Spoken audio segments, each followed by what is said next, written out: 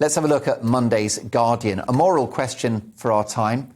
For rich people, admittedly, should tax avoidance schemes be stamped out? Steve? Not my words, but the words of the founder of Phones for You says yes, that the tax avoidance schemes should be stamped out, and the ones he's talking about are the ones that he's used. And claims that he used them in a way to then get more money to invest in the company when it was starting out and became a success. So one reading of this could be he's trying to close that drawbridge. Like in the same way that whenever you're interviewed and people say, have you got any advice for people starting out in comedy? Don't, because I need the work and I will. Yes. Exactly right. But at the same time, this John Caldwell, he was on Desert Island Discs, and he says that these tax fiddles, as he called them, should be stopped. If he had the chance to do it again, he wouldn't, and he reckons that that's the way to make things fair. I have to totally agree, because it's so easy to sit around blaming people for not paying enough tax or corporations for not paying enough tax.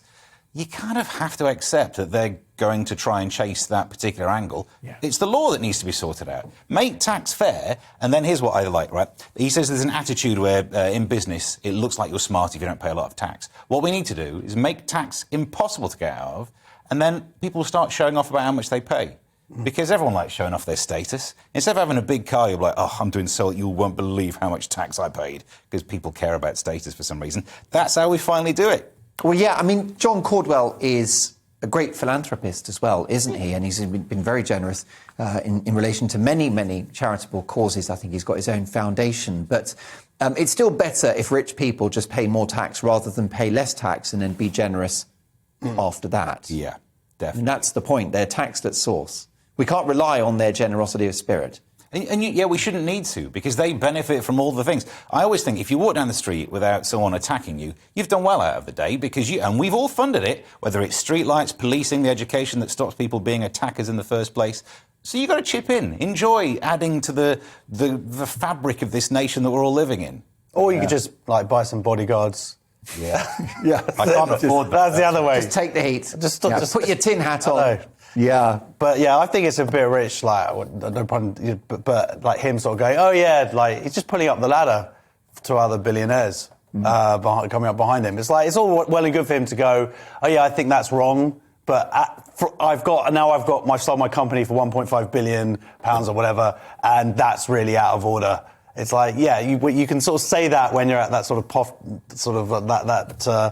that perch above. It's I don't know. I'm trying to sort of think of some. It's like saying that polygamy is wrong when you're 80 and you've already had your 5 wives. You've done a Hugh Hefner. Yeah, it's that's what it is. It's Hugh Hefner turning around going, you know what, monogamy is the way to go. Yeah. It's it's good enough for you to say that now, mate, in your 90s or whatever, when the Viagra is no longer working. That's right. No going to parties in a dressing gown anymore. No sailor's hat, no pipe. Yeah, exactly. Yeah. I mean, I just am concerned that in the end, tax is never completely enforceable, especially for these billionaires who have clever accountants.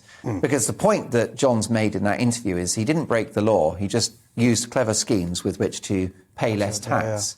Yeah. And that's always going to be a problem, especially in our globalised economy. I mean, he could do what I do, which I pay very little tax by earning very little money. That's very clever. That's the other way. That's the other part of the equation. You're up there with that's my Jimmy Carr. Yeah, that's my tax avoidance scheme, is to just be very unsuccessful.